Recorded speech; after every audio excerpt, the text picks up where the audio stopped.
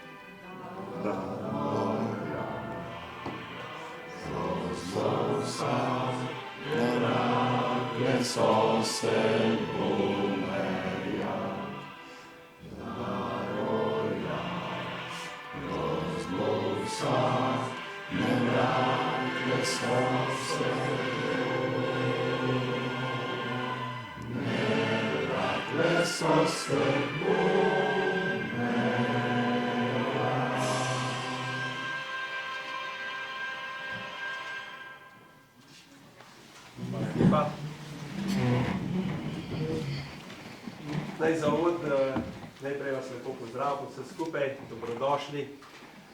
Moje ime je Marko Lotrič, sem predsednik Državnega sveta Republike Slovenije in hkrati predsednik naše stranke Fokus Marka Lotriča. Zelo sem vesel, da smo skupaj z Novo Slovenijo, Slovensko ljudsko stranko in Fokusom podpisali dogovor o sodelovanju na državnozborskih volitvah 22. marca letošnjega leta. Se mi zdi, da je to zgodovinski moment, zgodovinski trenutek, ki ga mi skupaj ne smemo zamuditi in ga ne bomo zamudili. Zato smo se zorganizirali tako, da vsak dan praktično v Sloveniji potekajo takšna srečanja, kot je današnji. Pravzaprav danes potekata dva taka srečanja. Uvodoma naj prenesem lepe in tople pozdrave naše generalne sekretarke, dr. Monike Kirbiš-Rojs, ki je generalna sekretarka tako v stranki Fokus kot v državnem svetu in je mislec in tvorec, dejansko sotvorec naše stranke, ki smo jo ustanovila skupaj 18. januarja preteklega leta. Trenutno skupaj z Jernejem Vrtovcem, predsednikom Nove Slovenije, sodelujeta na okrogli mizi v Makolah, to pa je okraj Slovenska Bistrica, kjer se bodo prav tako pogovarjali o določenih temah, gotovo boste lahko o tem prebrali potem v samih poročilih. Naj povem, da predvolilno obdobje, ki je že zelo se pojačalo, vse tri stranke skupaj želimo nagovarjati ljudi, ki svojim delom, svojim znanjem, svojo ustvarjalnostjo poskrbijo najprej za sebe in potem tudi seveda znajo voditi druge. In verjamem, da smo taki tukaj in verjamem, da vemo, da se delo mora splačati, da trud in znanje morata biti nagrajena. Mogoče samo še to, da imamo zgrajeno že listo 88 kandidatov, ki smo jih na strankah, na svetih strank že potrdili, ampak samo vsak svojo listo. V naslednjem tednu bomo potrjevali vsaka stranka posebej vseh 88 kandidatov. Za njih bomo organizirali izobraževanja, dvodnevno izobraževanje, enkrat prejšnji teden, sobota, nedelja je bil že, zdajle sobota, nedelja so Rimske Toplice in pa potem še v Portorožu 14. in 15. se pravi februarja. To je nujno potrebno zato, da osvojimo ene postulate, ki jih imamo. Pa vendarle sem vesel tudi to, da ni važno, katerega kandidatko nagovorim, sprašujem, ni treba, kako bo nekaj o temi povedala. Se mi zdi, da smo taki ljudje tukaj, da izhajamo iz svojega življenja, iz svojega znanja, zato to vrstnega izobraževanja ne bo, vsak se bo pa mogel seveda znati malo predstaviti in prebrati program, to bo potem skupen program vseh treh strank. Današnji večer je čudovita priložnost, da spoznate eminentne ljudi v tej okrogli mizi in seveda potem tudi, da se mi med sabo malo predstavimo, še vi ostali, in želim vam en lep večer, da s čim več vprašanji in na koncu, da odidemo veseli vsak svoj dom. Hvala lepa in lep večer.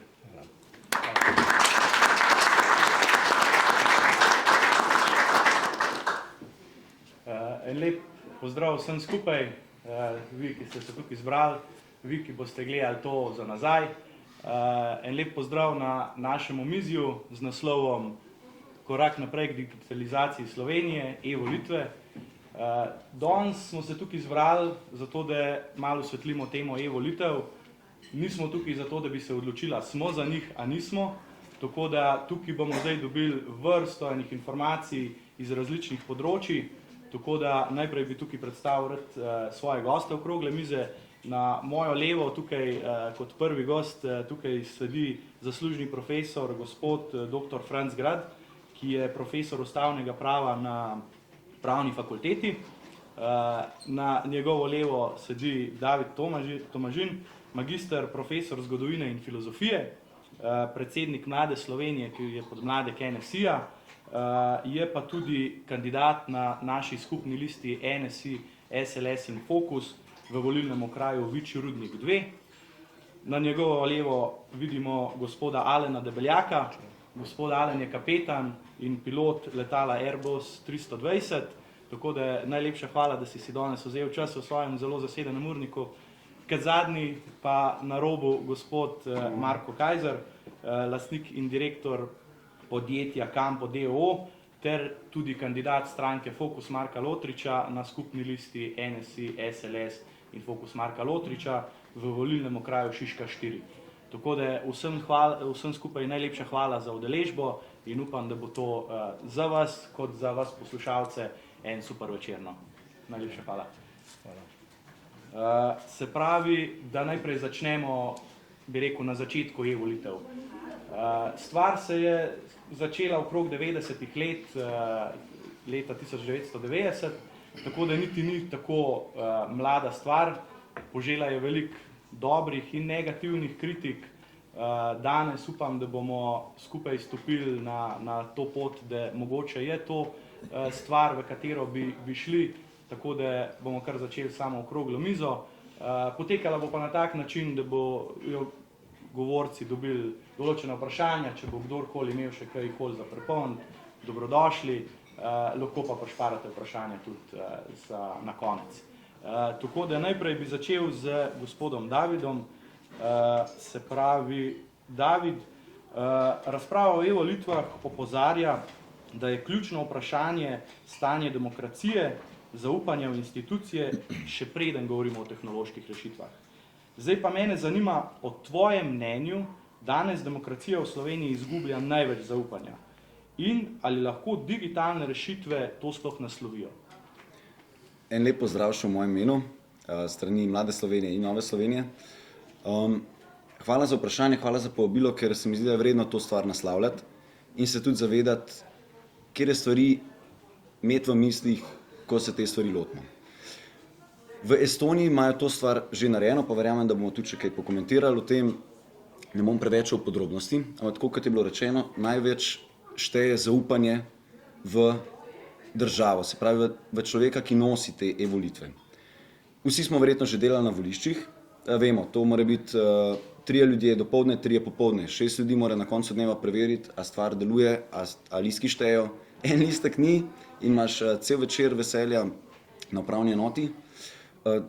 Dejansko je, jaz vidim kot učitelj na osnovni šoli, če meni otroci ne zaupajo, če jaz nisem sposoben vzpostaviti tega odnosa zaupanja z otrokom, jaz ne moram učiti. Je to lahko samo neko prenašanje znanja in čisto isto je v tem primeru, če država ne vzpostavi nekega zaupanja s svojimi prebivalci, ne gre, ljudje ne bojo zaupali. Trenutno jaz mislim, da imamo dober sistem, ta volilni, če bi se najdlo 6 ljudi istega kova, ki bi želeli zganjati korupcijo, bi lahko konec dneva prečrtali, delali podpise na koncu in obkrožali glasovnice, to vsi vemo, zaradi tega je fajn, da imamo različne stranke na listi, da se med sabo čekirajo, da ne prihaja do tega. Ne? Pri e-volitvah je treba pa zelo pozoren, predvsem zato, ker verjetno zelo malo ljudi toliko sposobni, da bi znali ta sistem obvladati. Papirnat sistem nam gre, tukaj pa je malo ljudi, ki bi znali preverjati, a sistem deluje. In tukaj gre pa zelo veliko na zaupanje. Mogoče samo uvodoma pa zaključim s tem, če bi se tak sistem vzpostavil, je treba mogoče začeti počasi, pa res merka, da se prvo vzpostavlja zaupanje, magar ne bo to samo z nekimi posvetovalnimi zadevami, magar da se vpraša ljudi, a imate raj barvo rdečo ali rumeno, tudi da se ljudje navadijo tega sistema, da vidijo, da to deluje in šele potem vstopati v neko težjo zadevo. Najlepša hvala. Naprej je, se pravi, če želimo mi to stvar izboljšati, se pa tukaj poraja vprašanje, kaj nam sploh, bi rekel, ustavo pravo dovoljuje. Tako da tukaj bi pa povabil našega naslednjega gosta, gospoda Franca Grada, da mi mogoče odgovori na to vprašanje. Gospod Grad, ali trenutni pravni okviri v Sloveniji sploh dopuščajo razmislek o teh e-volitvah, o e-volitvah, o katerih govorimo, in ali smo že na začetku pravno ovirani? Hvala za besedo. Najprej moram povedati, da jaz tukaj ne nastopam v konkurenci, ampak tako kot izven konkurence, kot bi rekel v športu, tako kot so zunanji, ampak sem tukaj zato, ker me je Nejc povabil s pismom, tako lepo, da sem bil zelo zadovoljen za tega, da mladi pokažejo zanimanje za te stvari, da to zanimanje med mladimi je tako šibko, da to izredno slabo za državo. Ne? Tako da z tega vidika mi je zelo pohvalno cel ta dogodek tukaj. Imam pa seveda s temi volitvami nekaj stikov povedal, nekaj, kar sicer ne bi, če ne bi kolega pohvalil volilnega sistema. Ta volilni sistem kritizirajo kar naprej. Tri vlade so ga že skušale zamenjati, ampak zmeri se seveda nekje zalomi se pri večini. Zakaj to govorim? Zato, ker za hiper se preselimo v leto 1992. Ustavna komisija imenuje 3 strokovnjake, da napišejo celotno volilno zakonodajo. Ta volilna zakonodaja še zdaj drži. Večkrat so jih skušali zamenjati. En najhujših napadov je bil strani Državnega sveta pred leti, ki je zahteval presojo ustavnosti, da ta zakon, ta sistem ni v skladu z ustavo, Ustavno sodišče je reklo, je v skladu z ustavo. No in med tistimi 3 sem bil tudi jaz in napisali smo 4 zakone. Starejši se spomnite profesora Bučarja, ki je bil oče naše ustave, ne samo osamosvojitve, ampak kot pravnik tudi oče ustave. In on je pravzaprav zahteval od mene, da to speljem, in jaz sem speljal, mi smo speljali in napisali 4 zakone. Najprej zakon o volitvah v Državni zbor, ki je temeljni zakon, to se zdaj že povezuje z vašim vprašanjem, na katerega se vsi ostali volilni zakoni obešajo in je zato glavni, najpomembnejši. In potem smo napisali še zakon o Državnem svetu in predsednik, ki mogoče včasih zaradi tega zakona trpi, jaz sem že večkrat rekel, da bi ta zakon bilo treba modernizirati, treba bi ga bilo slediti sedanjem stanju, kajti ko smo mi 92. leta pisali zakon o Državnem svetu, ki je predstavnik posamečnih, torej posebnih družbenih interesov, je bila organizacija teh interesov takrat povsem drugačna kot zdaj. Zato bi bilo treba nujno ta zakon modernizirati. Zakaj do tega ne pride, jaz ne vem, ker nisem v politiki, sem samo strokovnjak, opazujem to od zunaj. No takrat, ko smo pisali tole zakonodajo, sem bil pa zelo noter in povem vam tako kot anekdoto, ker ko si toliko star kot jaz, zelo rad pripoveduješ anekdote, da smo bili zaprti v 3. nadstropju nasprot lifta, tam, kjer se gre v sosedno bivšo stavbo od CK-ja, in da smo se bali srečati katerega koli od poslancev, ker so vsi pritiskali nas s svojimi idejami. Zakaj? Zato, ker je seveda volilni sistem formula, po kateri se razdeli državna oblast. In zdaj seveda vprašanje.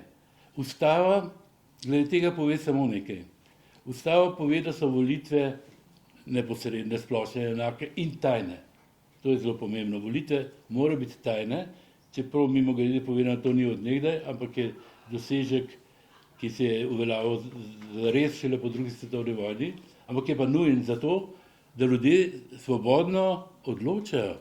Kajti, če moraš odločati javno, pred očmi svojega soseda ali pa svojega delodajalca seveda ne moreš zares svobodno odločati.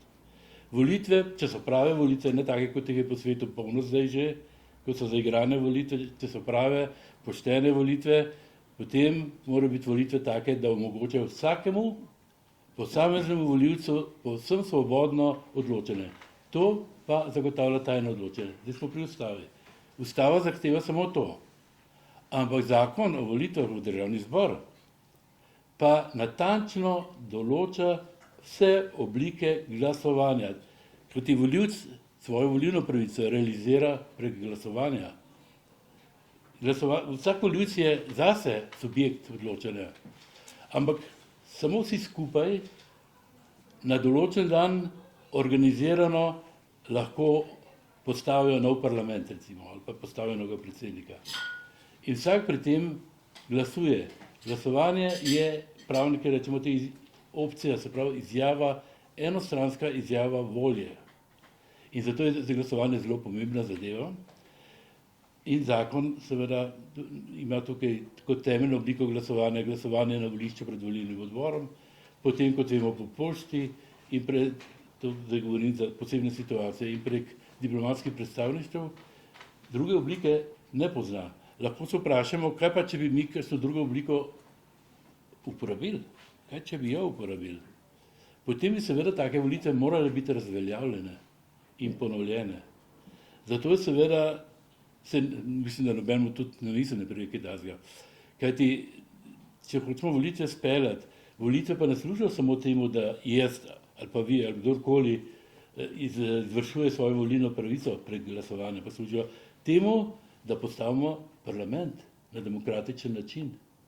Da tam sedijo ljudje, ki so predstavniki različnih političnih opcij, kakršne so prisotne v volilnem telesu. In to čim bolj sorazmerno. Se pravi, čim večjo podporo ima neka stranka, recimo temu, v volilnem telesu, toliko več poslancev ne ima. Kajti poslanci stranke so, kot vsi vemo, tako kot delnice v neke družbe. Poslanci stranke so moč stranke, ne? To je njen kapital. No in zato moram reči tole. Odgovor na vaše vprašanje je, ustava tega ne onemogoča samo po sebi. Ampak onemogoča to zakon o volitvah v državni zbor, ki ga je pa, zdaj pa smo na tej bolj praktični ravni, izredno težko spremeniti, ker ga je mogoče spremeniti samo z dvotretjinsko večino vseh poslancev. Enako večino, kot je potrebno za spremembo ustave. To se pravi, ustava tega ne onemogoča, zakon pa, in ta zakon, kot vemo, je izredno težko spremeniti. To je seveda tudi eno od razlogov, zakaj so te zakoni, ki smo jih mi 92 leta napisali, zraven smo napisali še zakon o volitvi predsednika republike in zakon o poslancih tudi, najbolj trajni zakoni. Ne? Jaz sem rekel, enkrat svojemu dobremu prijatelju, takole na takem skupu, no, takole sem se hvalil kot zdajle, kako so to dobri zakoni. Je rekel, že, ampak če se ne bi z dvotretjinsko večino sprejemali, vprašanje, če bi še zbirali. In to je res. Dvotretjinska večina je hkrati neka varovalka, da ne more dnevna politika, ena velika stranka sebi napisati volilnega sistema, ne? Po drugi strani pa zavira seveda tudi morebiten pozitivni razvoj. A sem odgovoril na vaše vprašanje? Ste. Okay. Hvala. Se mi zdi, da če nek zaključek samo sebi naredim, se pravi, mogoče je, da e-volitve posledično ratajo neka realna stvar, ampak se pravi z potrditvijo dvotretjinske večine. Malo tako, sam sem raziskoval recimo te e-volitve, če so bile slučajno praktično uporabljene, tudi kje drugje, kot samo v Estoniji, sem prišel do mogoče malo smešno YouTube prispevka od stranke SD, ki je e-volitve oziroma e-volitve uporabljala v svojem internem glasovanju znotraj stranke za izvolitev organov. Tako da bi rekel zdaj, mogoče, da to zaupanje, se pravi sistem, tudi če so bili člani stranke SD, kako so recimo ljudje, ki ne poznajo sistema, zaupali temu. Mogoče najbolj, da vprašamo tukaj le gospoda Alena Debeljaka, ker se s takimi sistemi srečuje tudi dnevno, kot sem omenil, gospod Debeljak je pilot, kapetan letalskih plovil, tako da, gospod Debeljak, kako vi gledate na to, kako se poprijemate s tem, da se vsakodnevno srečujete s sistemi, ki jih v resnici tudi mogoče ne poznate čist, da zaupate vanje. No? Najprej dober večer. Jaz sem v bistvu v parletu, ne, to omizje in med vas, ne, edin, ki lahko to dejansko rečem. Ja, lete, ta digitalizacija, ki se v aviaciji sploh to besedo niti ne uporablja, ne, ker so različni sistemi z različnimi imeni, ne, je zelo stara. Ne. Jaz mislim, da se je v aviaciji, recimo Airbus 320, ne, je v bistvu računalniška igrica, ne, s tem, da ima samo eno življenje. Ne. In to je to. Ne. Ni vse je digitalno, tam ni nič analognega noter. Ne. Tako da zdaj, da bi pri nas se zgodilo nekaj takega, da ne bi zaupal sistem, ne, takih pilotov ni. Ne. Ker je šolanje pač tako intenzivno, da ti moraš to poznati. Ne. Vse. In to se sam še razvija, vedno bo še bolj razvito. Zdaj so že taki sistemi, ne, ki trenutno še niso uporabljeni, ne, ampak če lahko povem, ne, brezpilotna letala, ne, zdaj samo še vprašanje, kdaj se bojo potniki usedli noter. Ne. To je že vse narejeno, ne, tehnologija obstaja, zdaj samo kdo bo kupil karte. Ne.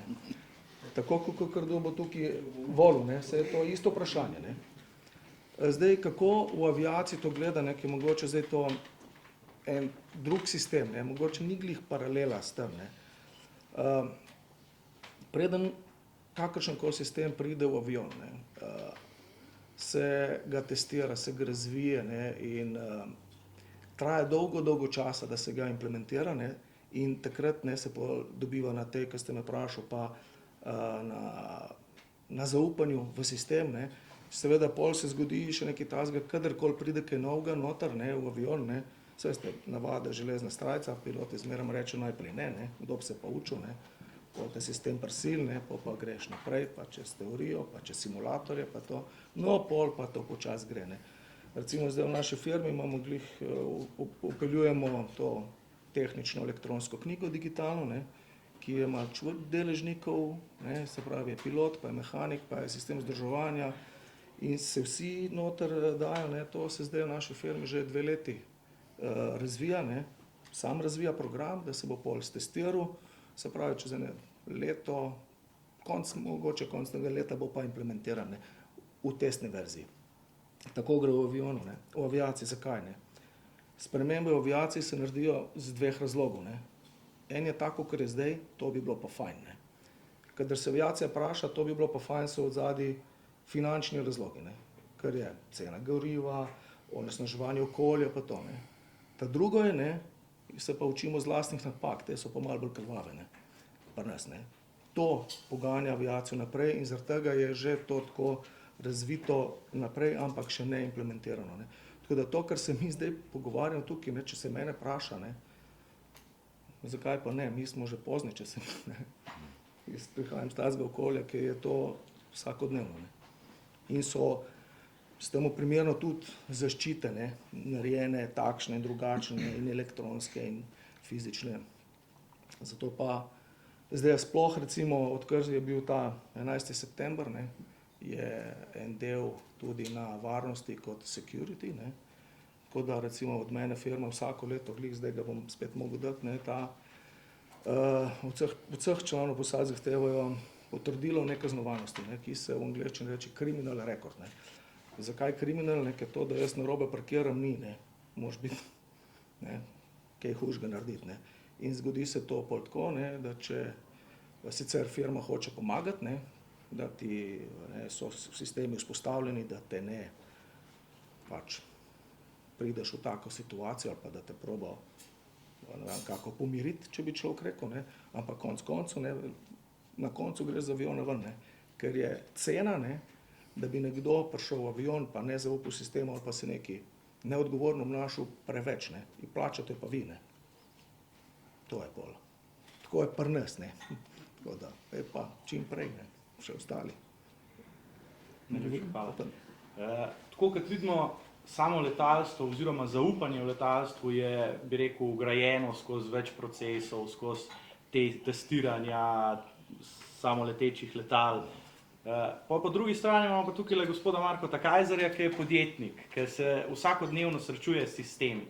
Pa mogoče vprašanje za vas, kako bi rekel, se srečujete s temi sistemi, ko postanejo preveč kompleksni, kako vanje kot uporabnik, kako vplivajo na vas, da ne izgubite zaupanja v njih, kljub temu, da so prezakomplicirani? Vsak sistem pač ima en določen cikel uporabe in način in vedno je problem, če rata prekompliciran zaradi samega sistema. Vkolikor je samo dosežen cilj po določenih postopkih smiselen, je vse v redu. Če pa rata zadeva nekontrolirano prekomplicirana, je pa zadeva neučinkovita in posledično vsaj v podjetništvu pa v proizvodnji nekonkurenčna v končnem cilju. Ne. Tako da jaz mislim, da seveda digitalizacijo, računalništvo v proizvodnjah, v podjetjih uporabljamo že nekaj desetletij, vendar vedno na tak način, da povečuje učinkovitost, kar je najbolj pomembno. Ne. In tudi, seveda, danes smo zato tle, da bi tudi to družbo naredili bolj učinkovito pa konkurenčno. Se strinjamo. Mogoče zdaj, da zavijamo k naši glavni temi spet e-volitve, mogoče tukaj spet fajn moment, trenutno se odvija peticija na pobudo Mladih demokratov, se pravi za vpeljavo oziroma za izvedbo posvetovalnega referenduma ob državnozborskih volitvah, tako da če ste povabljeni tudi, da to podprete. No. Bi pa mogoče naslednje vprašanje naslovil nate, David, se pravi, ali posvetovalni referendum vidiš kot realistično in varno stopnjo digitalne demokracije v Sloveniji, pa pod kakšnimi pogoji? Se pravi, da se e-volitve izvedejo oziroma kako to vpliva na nas kot državljani Slovenije, da izrazimo svoje mnenje za to, da smo za e-volitve. Jaz bi se tukaj še navezal. Prej, ker sem bil prvi, upam, da nisem dal vtisa, da jaz bi res rad pustil vtis, da to je res, smo za časom. V šolstvu, v javni upravi se opiramo temu, mislim, določeni ljudje se bojijo ali pa se nam ne da povečati učinkovitost. Jaz sem sicer iz mlajše generacije, sem navajen, da v bistvu, jaz sem zrasel gor na fakulteti, kot da jutri ne bom imel službe. Jaz sem bil filozof, zgodovinar, v šolstvu ni bilo služb, potem tako se je to razvil in sem nekako zrastel s tem, da mi je normalno, da če jutri izgubim službo, grem drugam. Mogoče za kakšne ljudi je to malo prehitro in tudi bolj ko odraščam vidim, da spreminjati sisteme je znanost in umetnost hkrati, pri čemer moraš malo riniti, po drugi strani pa moraš razumeti, da moraš podpirati nekoga, ki se še prilagaja. Iz tega vidika posvetovalni referendumi, jaz upam, da rata ta peticija, čeprav mogoče malo zelo dvomim, da nam bo uspel toliko močno, ampak z mojega vidika posvetovalni referendumi, same e-volitve, tudi če v zmanjšani obliki, pa tudi če še ne takoj na državnozborskih volitvah, je nujna implementacija za v kakršnekoli druge pore družbe, pri čemer se lahko to uporabi kot posvetovalne referendume, pri čemer mogoče je zanimiv, ker v Estoniji imaš možnost, da večkrat glasuješ, kar mogoče malo zbije to enostransko voljo, izraz volje, ampak je še vedno fajn pri aktivaciji in razvoju same državljanske drže ljudi. Skaže se tudi, ne vem, če ste videli tisti posnetek iz 24 ur, ko so vprašali mogoče mlade, a se jim zdi fajn, da bi imeli te možnosti teh e-volitev. Mladi so rekli, da jim je vseeno. In se izkaže tudi v Estoniji, da mogoče kvečemu s tem olajšaš ljudem, da prej od doma voljo, zmanjšaš nepotrebne stroške. Po eni strani, pa tukaj ne bi rad bil preveč kritičen, sam mogoče probam gledati bolj kompleksno. Velikrat se pritožujejo, ja, posvetovalni referendum ali pa tako čisto samostojno stane 4-6 milijonov, odvisno od tega. Ta denar gre itak ljudem, vsem delavcem, gre tudi za papir, je res, ampak potem, če tega ni, konec koncev ta denar ostane zdaj pri ljudeh. Teda, če tega ni, prišparamo zelo veliko enih stroškov, po drugi strani pa kaj pa dobimo? V bistvu zelo hitro povratno informacijo o tem, kdo mi smo kot družba. In če dam samo en primer, pa vem, da je mogoče to malo filozofski, ampak se mi zdi fajn. Kako se je življenje formiralo? Gre iz celice, se povežeta dve celici, si razporita delo, nastane tkivo se poveže, nastane neko bitje, ki ima svojo psihologijo. In zdaj smo pa mi na točki, ko bitje smo, ampak se vežemo v nove celote kot skupnosti. Pričemer kot skupnost imamo državni svet, državni zbor kot naša glava, predsednik države, najvišje funkcije so naša glava in nas urejajo. In smo že del tega telesa, kjer se razporeja, ampak mogoče se mi zdi, kot da zdaj nam pa manjka mogoče več povratnih informacij. Jaz vidim volitve kot, ne vem, kot en živc, ki pove, kakšno je stanje v telesu, ampak zdaj se ta živc zgodi na 4 leta in šele v 4 letih nekako vidimo, aha, malo smo se spremenili, pa v bistvu vzemo samo informacijo, kdo nas je prepričal v enem mesecu pred volitvami, ker prej smo itak delali. Ne? Mogoče jaz bi pozdravljam to možnost čim večjih posvetovalnih referendumov, mogoče z manjšimi stroški.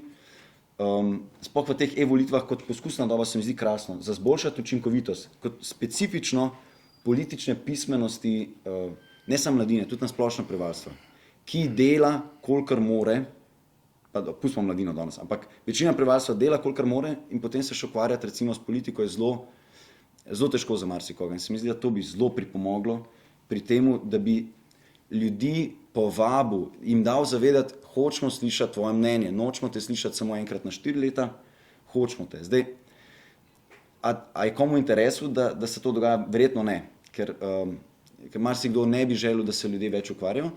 Je mogoče pa še en pogled, se opravičujem, ker zdaj malo široko, mogoče malo odpiram tudi malo za vas pogled, je pa se vprašati, a res hočemo dati enemu mlademu, ki mogoče ni izobražen z področja elektrotehnike ali pa energetike, odločitev o tem, a se bo postavilo drugi blok jedrske elektrarne. Edino to je zame moj pomislek, se mi zdi pa zelo vredno, da ne skočimo takoj e-volitvam ali pa takoj e-referendumom, kot posvetovalna oblika se mi zdi krasna, ker je z manjšimi stroški lahko ti dosežeš neko diskusijo o neki stvari. Če prej spodbudiš diskusijo, lahko s tem daš ljudem približek, aha, tukaj smo na tej točki. Mnenje se spreminja, ampak z majhnimi stroški lahko dosežeš povratno informacijo, kaj ljudje o tej stvari mislimo. Da so zelo pozdravljeni, bi si pa želel, da gre to malo počasneje, da ne pride do kakšnih zlorab. Hvala. Mogoče naslednje vprašanje za vas, gospod Grad, glede na to, da je tukaj Davida dojemam kot zagovornika e-volitev, vas pa mogoče kot kritika. Kaj bi mogoče mogel on kot zagovornik e-volitev pravno vam dokazati, da bi zmanjšali to vaše nezaupanje v ta sistem oziroma... Jaz sem tukaj kolega razumel, da pravzaprav ni nagnjen k temu, da bi brez glavo drvelo v to digitalizacijo, ampak je treba to seveda početi zelo postopno. Ne? Zelo postopno pomeni pa to, da bi bilo morda najbolj eksperimentalno poskusiti, kako to zgleda v kakšni manjši občini. To bom povedal namenoma. Nekatere države, ne Estonija, ampak v teh držav, Švica in še nekatere, mislim, da tudi Francija, so eksperimentirale s temi e-volitvami v manjših občinah. Zakaj je to nekaj drugega kot državne volitve? Zato, ker je škoda, do katere lahko pride, bistveno manjša. Volitve v manjši občini ponoviti je malenkost, kaj pa v celi državi, da ne govorim o ugledu države, o tem, da se začenja porajati vprašanje, ali je ta država še demokratična, ali je postala plen nekoga, ki zna zmanipulirati volitve, kajti tukaj je volitve seveda, zdaj volitve je prav gotovo veliko lažje zmanipulirati kot volitve, kjer imaš ti vendarle toliko volilnih odborov, toliko zaupnikov na voliščih in tako naprej. Tam pa, jaz se sicer moram priznati, da hudo malo spoznam na te zadeve, ampak nekaj pa vendarle preberem o tem in seveda tukaj je ta zadrega so 3 v osnovi. Prva zadrega, oziroma tako bom rekel, če mi dovolite, bom še eno kratko anekdoto povedal. 15 ali pa 20 let nazaj sem jaz z 2 kolegoma napisal en elaborat o uvajanju teh volitev. Potem smo pa slučajno šla s tem istim kolegom na študijski obisk na Irsko. In kaj smo izvedela? Na Irskem je minister, to je zelo zanimivo zgolj, minister za 50 milijonov na pritisk svojega uradnika, ki je bil tako navdušen na digitalizacijo, za 50 milijonov kupil glasovalnih strojev in to na Nizozemskem, še zdaj se spomnim. V parlamentu so šli pa v zrak in so rekli, ne, to pa ne. Tole je pa zapravljanje denarja in to za nekaj, kar je gotovo ne štima. In so oblikovali neodvisno komisijo, ki je prišla do enakih rezultatov, kot smo prišli mi, pa nismo en za drugega vedeli, pa je takrat internet že bil, ampak enostavno ne pomisliš, da se na Irskem to dogaja, kot Irc ni pomislil, da se neki Sloveniji to isto dogaja. Ne? In kaj smo ugotovili skupaj, ko smo se potem sedeli s predsednikom te komisije, pa tudi uradnikom, ki je bil navdušen, rekel, glejte, to je bilo glasovanje na voliščih, samo en kovček majhen neseš na volišče. Kako je to poceni, kako je to enostavno, kako je to čudovito. Ugotovili sem razdoje. Prvič, ni mogoče preprečiti udora. Če nekdo udre noter, ti vse vrže na glavo, konc veselja. Kaj to pomeni za državo, navzven in navznoter, si lahko predstavljamo. Z vidika posameznega volivca pa ni mogoče zagotoviti niti tajnosti, niti osebnega glasovanja.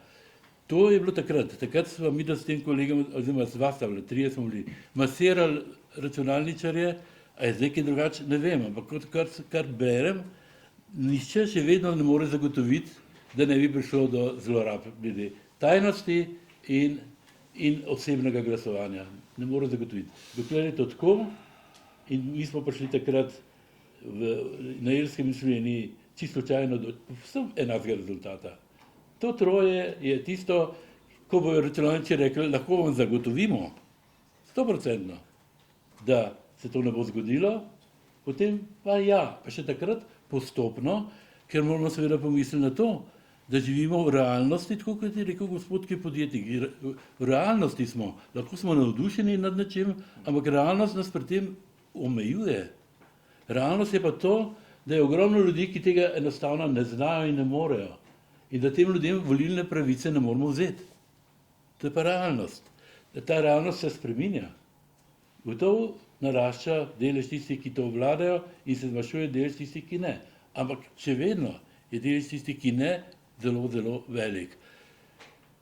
Glejte, če lahko pride do napak v takih volitvah, kot so recimo državne volitve, ampak do napak lahko pride po posameznih voliščih, ne pa generalno celi državi. To se ne more zgoditi. Zato je tveganje, tako kot je zdaj, bistveno manjše pri tem sistemu, kakršnega imamo glasovanje, bistveno manjše, kot je lahko pri digitalnem glasovanju. Bistveno manjše.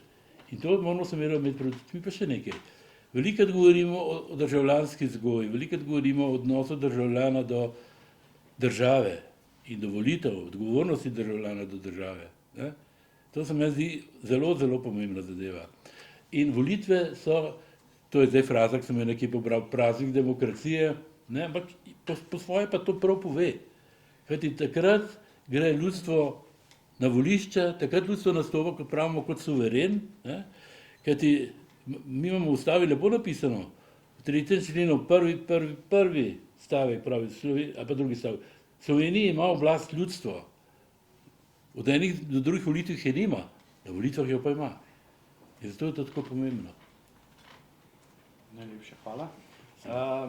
Zdaj tukaj se mi zdi, da sem zelo videl, se pravi to, veliko takih strokovnih izrazov, veliko stvari, ki jih mogoče niti jaz ne razumem. Pač na papirju so obrazloženi vse v tem smislu, ampak recimo, gospod Debeljak, vprašanje za vas, kako ljudje zaupamo stvarem, ki so v resnici na papirju napisane tako, kot morajo biti, ampak recimo jaz jih pa ne razumem. Kako naj taki stvari sploh zaupam? Hvala. Najprej bom povedal, poslušal sem profesora Grada, govori o testiranjih, kolega o stroških, pa o dobrobiti, to je skoraj tako, da bi bil v Airbusi firmi dva inženirja se pogovarjala, to so iste debate, je pro in kontra, In ko dobiš neko novost, nek papir, jaz lahko govorim sam iz moje industrije, je toliko enih protokolov prej narejenih, preden se to v življenje spravi, da se intestira in dobrobit se pogleda na treh nivojih generalno. Eno je hardware, drugo je software, zadnje cajte pa tudi humanware. To so trije stebri vsakega napredka v letalstvu. In tako da nisem papir. Zdaj, ne vem, se boste mogoče spomnili, pa ste slišali, začeli smo s 5 člani, ne, v pilotski kabini, zdaj sta 2, ne, se jih odstranili, ne. Lani je bilo zelo v Evropi, da bo bil sam eden, ne, zdaj tehnologija tudi za brez od zunaj, ne. Kako to spraviti naprej, je vprašanje. Je pa res, da bojo posledice ene in druge, tudi negativne so, ne. Recimo ti 3 ljudje, ne vem, se pravi letalski inženir, radio operater pa navigator, ne, teh jih ni več, te so izgubili službe, teh služb ni, ne. In če gremo v digitalizacijo, se moramo zavedati, da določeni ljudje, kot recimo volilna komisija, mogoče ne bo pač tako pomembna v teh, ne. Zdaj zaupati je samo tako, da se pač testira, ne treba iti tako kot v letalstvu, ne, sem rekel, ne, ena novost traja, kot recimo tehnična knjiga, zdaj že 2 leti se z njo ukvarjamo, ne, pa sploh ni nekaj tazga, ni nekih kakšnih občutljivih podatkov noter, ne, ampak preden to zaživi, ne, ker pač v letalstvu so napake malo preveč drage, ne, in verjetno bo tudi tukaj tudi treba, ne, nekaj dosti testiranj, pa na napakah se boste učili, ne, se bomo, ne, ampak se pravim, jaz iz moje industrije, če tako gledam, pravim, da zamujamo, ne, 10 let, če ne več, ker tehnologija od zunaj zdaj je sam, kako bo pa ljudje zaupali in najšibkejši člen, saj v letalstvu je bil pa vedno in bo človek, ne. Mi lahko vse skupaj, ne, in aplikacije so, delajo hitro, ne, in računalnike takšne in drugačne, in vse varnostne protokole damo, se na koncu pa človek tiska jih pritisne gumb, ne. In to bo tudi pri elektronskih volitvah, ne. Kakršnih koli, ne, tudi, ne. Ali zdaj, jaz mogoče vidim še celo v bodoče tudi eno dobro stvar, ne.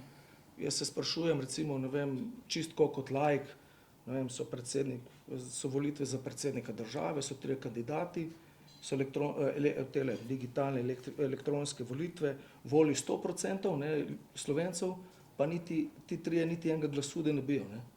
Ja, pol so tudi narod, je tudi nekaj tudi tako povedal, ne. Se mi zdi, da pa mogoče je pa dvignil lestvico za te, ki bojo izvoljeni, ne. Izvoljeni, ne, ki bojo enkrat na 4 leta nas vodili, se pravi, mogoče bomo pa dvignili lestvico, kakor je prej bilo vprašanje, ne, da, ne vem, da nekdo, ki ni iz neke stroke, odloča o eni tretji stroki, ne. Tako, ko se v letalstvu se tudi vprašajo, ne, kdo gre v pilotsko kabino, ne zaradi tega, ker si lep, pa ker si fant od fare, ne, ampak zaradi tega, ker mu znat, ne. Ne vem, jaz, se pravim, bo to vsekakor treba te varnostne protokole narediti, da bo prišlo do zaupanja, tako kot letalstvo so ogromno, ne, jaz, če zamenjam službo, ne, pa lahko pridem sem in tam s svojimi papirji, pa gor pa dol, to sam mimo vratarja pridem, ne. To se pa začne naprej. In na koncu se konča, kar si rekel, zdaj bomo pa še pokazali v simulatorju, in ko vse to narediš, ne, ko da oni dobijo zaupanje vame, rečejo, zdaj te bomo pa šolali, ne. Tako da ni tako, da ti en da vključe, pa pejte se malo pelat, ne. V našem, ne, v naši. Zdaj, kako bo tle, verjetno bo profesor Grad mogoče še celo bolj znal razložiti, ne, ker je ogromno takih bojazni, bi človek rekel, ovir, ne, se pa mi zdi, da niso nepremostljive, no. Jaz ne vidim, da bi pa zdaj nekje lahko obstali, ne, ker je sistem živ, če rečem tkivo, je živo, se širimo, se razvijamo, opismenjujemo se, tudi otroci, ne, zdaj že posod jaz v bistvu, če mojih hčeram rečem, da naj gre v knjižnico, ne, na silom nazaj, ne, ampak okej. Tako, jaz mislim, da ja, bo zaupanje z testiranji in z dobrimi rezultati bo pošlo, ne bo pa jutri, ne. Mogoče zdaj vprašanje za vašega soseda tamle. Glede na to, da je povzel zdaj v letalstvu mogoče to tehnično brezhibnost, pa neko zaupanje v ljudi, kako pa vi to kot podjetnik oziroma kot lastnik podjetja to gledate? Se pravi, a je vam prioriteta oziroma si bolj v ospredje ženete to tehnično popolnost, ali je to zaupanje v ljudi mogoče bolj pomemben faktor? Ko takole poslušam praktično isto temo v več niansah, se mi zdi, da imamo vsi isti cilj. In sicer predvsem zadovoljne stranke, zadovoljne naročnike, pa seveda usporedno ustvariti nek učinek, nek dobiček. In raven tako je verjetno tudi pri državi, pri volitvah in tudi v vsaki proizvodnji in v vsakem podjetju. Tako da razlik v temelju, v sistemu pravzaprav ni. Seveda, najbolj učinkovito navdušenje pa požanje uspešno izveden projekt ali pa izdelek ali pa letalo v tem primeru ali pa konec koncev volitve. Tako da mislim, da je treba vsako zadevo korajžno iti, jo testirati, tako kot je bilo že večkrat rečeno, pa na podlagi dobrih izkušenj razvijati naprej. Najlepša hvala. Mogoče zdaj, da zavijemo spet v tehnično smer, David, tukaj pa vprašanje zate, se pravi, zelo neljuba tema oziroma zelo aktualna tema, korupcija, pa bi te vprašal, kako recimo lahko digitalna orodja pomagajo k preprečevanju same korupcije v primeru recimo volilnih odborov, glede na to, da se o samih volitev pogovarjamo. Ja, prej sem že malo omenil, se mi zdi vredno, to zaupanje je itak ključ povsod. Se mi zdi, da zdaj, ko družba rastemo, tudi ko zdaj predelujemo 18. pa 19. stoletje v Ameriki, ne če se spomnite izraza ludizem. Sploh v Ameriki je prihajala tehnologija, sploh v podjetjih. Direktorji so bili katastrofa, ko so začeli kupovati stroje, ker je to malo povečal dobiček. Ampak ljudje so pa zgubljali šihte, ker je nek stroj šel kupiti, ki je povečal vse skupaj in je bil itak sovražnik, so ga šli z vilami, kaj se gre, da bojo roboti kar prevzeli vse. Izkaže se samo, da se ljudje preusmerimo. Samo preusmerimo se in ta prestrukturiranje je ključen faktor, ki povzroči zdaj, a zaupaš ali ne. Ker jaz, če bi recimo v osnovni šoli, če bi rekel, fantje, zdaj ne rabimo vas 20 učiteljev več, bi rekel, ok, ni panike, ampak jaz rabim zaslužiti, živeti moram, otroke bom imel, sam to moram vedeti, da imam neko varnost. In če pogledamo sistem, kjer bo to laufalo, bo šlo. Pri tem se mi zdi, da korupcija je pa druga stvar. Gre pa za temeljen odnos človeka do sistema, ki pa niti ni vzgojen dobro. Se mi zdi, kako sploh pride ne do korupcije, ampak sploh do... Zanimivo je, kako to se formira že v otroških letih, ko dobiš ti otroka lažnivca. Ne? Če ti v otroku vzgoje v bistvu kar ne pribiješ v njega, ena se sliši tako, eni rabimo, vse veste, kak smo bili kot otroci, moraš mu to privzgojiti, ker drugače pride ven, človek je prilagojen na to, da dobi kar hoče prek laži takih. Ne? Tukaj bi se jaz bolj vprašal, kako je možno take ljudi ovirati. Če hočemo mi biti zdrava družba, pa ni se sliši, kolikor se če sploh ni nazadnjaško, sam danes je, kot bi sovražno govoril. Določene elemente iz družbe je treba umakniti.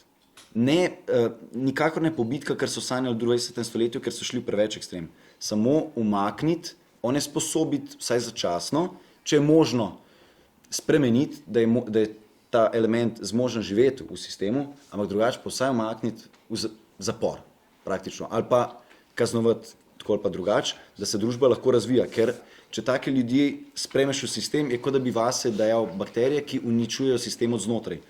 Recimo pa, da se zdaj dotaknem realnega primera. Ne. Delam na volišču že od 18. leta. Meni je samo zabavno, da sem tam lahko in sem tečen glede tega, a mi pokažeš osebno, ali mi ne pokažeš osebne, a lahko preverim istovetnost, a se držiš nekih, a znaš razumeti, da je naša volilna pravica res izraz tvoje volje, izraz oblasti, ti zdaj razporejaš, komu boš dal glas, tudi izraz tvoje volje, kaj hočeš, da se zgodi. Že tako odločiš enkrat na 4 leta, je že tako malo, ampak no, in tam spremljam, v bistvu, tako kot sem že prej rekel, volilni odbor, če se jih 6 najde na kupu, ki želijo v bistvu spremeniti volilni rezultat, ga lahko. In čas gre za kakšen glas, 2, 3. Zaradi tega je dejansko tudi kot stranka, jaz ful pozdravljam, drugače sem to, da vmes rečem, ful pozdravljam, da gremo skupaj na volitve, ker v fokusu se čuti ta zdrava naravnanost proti življenju, ta podjetniška žilca, ki je toliko manjka v Sloveniji, ker se bolj pogovarjamo o tem, kdo je komu kaj rekel, namesto da bi se sam pogovarjali, mi smo toliko zadaj. Na svetu to so take tehnologije, mi znamo, zdaj so neuralinki že 10 let zunaj v glavah ljudi, zavest bomo znali prenesti v robota, pa se mi še pogovarjamo, a zdaj imeti te volitve ali ne. in v bistvu mi moramo res samo to preskočiti in zaupati drug v drugega in pa, se mi zdi pa najbolj zaupati v testirni sistem in da če se vzpostavi tak sistem, da je dovolj varovalk. Recimo, kaj bi dal kot eno varovalko, pa da s tem zaključim, da ne bom predolg. Fajn bilo, da dobiš povratno informacijo o tem, a si volil ali nisi. Ne vem. Recimo, če bi nas skrbela korupcija v teh odborih, pa je že gospod Grad zelo dobro rekel, da je zelo težko. No. Bi se mogel res potruditi, da se 6 ljudi najde takih, drugače pa se meni zdi malo verjetno, je pa možno, ampak se zaupniki da to rešiti. Vedno ima vsaka stranka možnost poslati enega človeka, da to preveri. Take varovalke. Se mi zdi pa veliko bolj vredno, da se te teste začne delati že na e-volitvah. Kar intenzivno, ampak sproti, da se pa gleda, kaj to zdaj povzroči, kakšne spremembe to povzroči, ker ta vlada ne razmišlja, kaj bo to prineslo, ne samo, da so zdaj zvišali minimalno plačo, bo itak bomo kot posledice kompresije bomo itak vsi trpeli in se bo zvišale cene izdelkov in se sploh ne gleda, da mogoče to dolgoročno bo udarilo lihte na najnižjih položajih, ne? Pa tudi itak na vse ostale. Se mi zdi, da tukaj treba gledati testirno, kaj povzroči, sprvo stestirati, pa potem res te neke preučene, preizkušene elemente lansirati v sistem in se jih ne ustrašiti, rabimo pa vodjo, komu bomo lahko zaupali. Takih je pa malo sposobnih ljudi, ki so preizkušeni v življenju, kot ljudje, ki so stvarili nekaj s svojimi rokami, pa se raje očitno zaupa nekomu, ki je denar ustvaril z državnim podjetjem, ne? Pa s tujim denarjem, tako da. Ko bo slovenski narod, tako bi jaz rekel, ko bo slovenski narod še malo zrastel, pa ko bomo naučili nove generacije, bomo kar morali zrasti, ker drugače to ne gre. Če ne bomo mi dojeli, da mi imamo oblast na 4 leta in da lahko mi razporejamo, kdo nas bo vodil, če tam ne znamo zaupati pravim, ne vem, tukaj me mogoče malo straši. Ker če bomo znali zaupati pravmu, se da. Hvala. Meni se zdi zelo dobra smernica za naprej, sploh bi rekel za sam pogled v prihodnost, ampak moramo se zavedati, da smo tukaj zdaj v sedanjosti, da imam jaz pravico voliti, vsi tukaj imate pravico voliti in mogoče tukaj vprašanje lik za vas, gospod Grad, kateri pa so, bi rekel, mogoče potencialni digitalni demokratični sistemi oziroma orodja, ki pa bi bili mogoče smiselni oziroma nimajo takih velikih tveganj, da bi jih lahko posledično uporabili. Mogoče zdaj za začetek govorili smo o, bi rekel, nekem pilotnem testiranju teh e-volitev, tako kot sem omenil, se pravi interne e-volitve za določeno stranko, bi rekel, na občinskem nivoju, do samega posvetovalnega referenduma. Meni se zdi, da to so zelo dobri začetki, ampak mogoče, če imate vi kakšno idejo z tega. Ne, tole ste prav povedali, ne.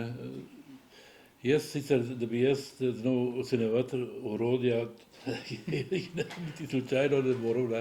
Jaz sem veste še z tistega časa, ko je bilo vse v papirju, da vam povem, ko mi študenti ne verjamejo, ko smo pisali ustavo 90. leta, pa volilna zakonodaja 92. leta, smo se hoteli malo zgledovati, ne, kako imajo druge, kako smo pridobivali informacije. Kakšen zakon smo dobili samo tako, da smo telefonirali veleposlaniku ali pa nekomu tam, da ga je nekje najdel, pa ga prinesel fizično. A si to predstavljate? Ko sem pa svoj zadnji volilni zakon pisal, tega sem pa sam, to je bil volitev v Evropski parlament, sem pa že odprl 4 okna tam. Kakšna razlika je bila to v par letih? Ne? Takrat pa peš, pa tako, kot sem vam povedal, ne? In prevodi. Skratka, to je bila taka logistika, da si mlajši sploh ne morete predstavljati tega. Ne?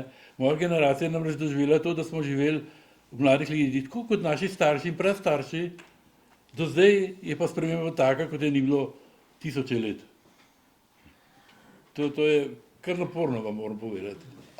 No, ampak jaz nadsplošno sem po naravi konzervativen, kar pomeni, da sem skeptičen do vseh teh zadev.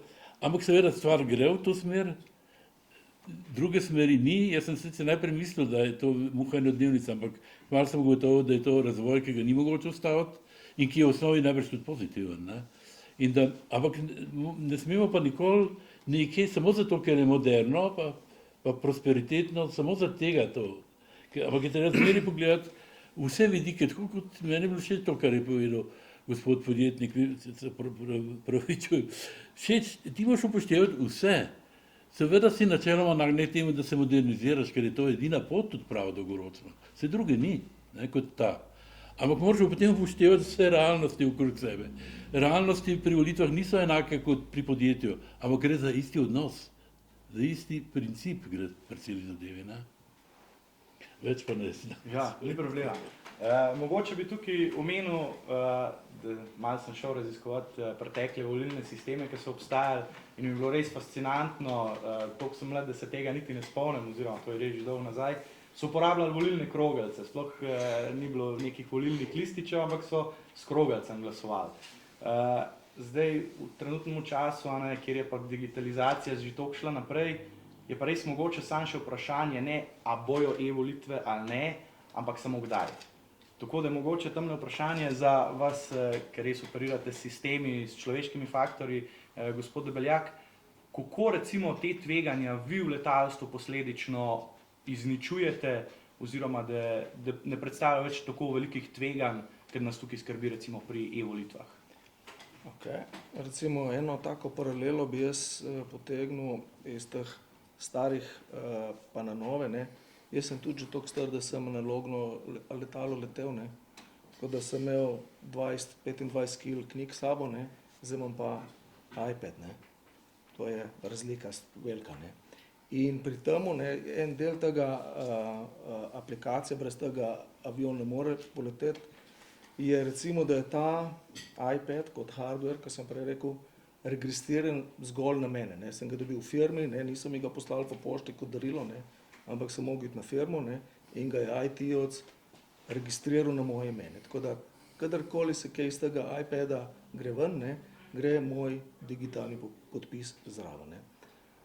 Pa to, mislim, ping, recimo, da vejo, da je šlo nekaj iz mojega računalnika ven.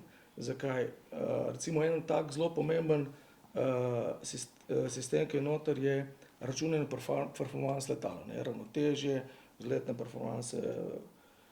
performanse na pristanku, da to se vse varno naredi, ne. Zdaj imamo pa dva, ne.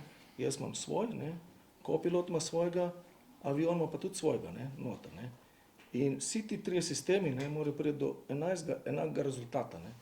Ne moram jaz imeti recimo sešteti 25, kopilot 25,1, avion pa 24,9, pol neki tle ne štima, ne. In to so ti varnostni sistemi, da v trenutku, ko neki ni čist koliko enak rezultat, pa začnejo pa raziskovati, ne. Kje sva naredila napako. To se, in glih v tem digitalnem sistemu, ne, se to zgodi na tleh, ne. Zato je največ dela, ne, imamo mi dva, ko se usedeva v avion, ne. Pol naštimava, mi pravimo računalniško igrico, kot sem že rekel, ne. Gumbek pa gremo, ne. Pol se pa začne igrica špilati, ne, do pristanka. In pol spet ena igrica za nazaj, ne. Ker gre avion tu čez faze in je zmeraj, ko bi rekel, logično razporejeno, kaj se kaj zgodi, ne. Je od vzletne faze do vzpenjanja, do potovanja, do spuščanja, do pristanka, vse in sistemi tako delujejo in vsak tak sistem je večkrat prekontroliran z kopilot, jaz pa letalo. In rezultati morajo biti enaki, ne.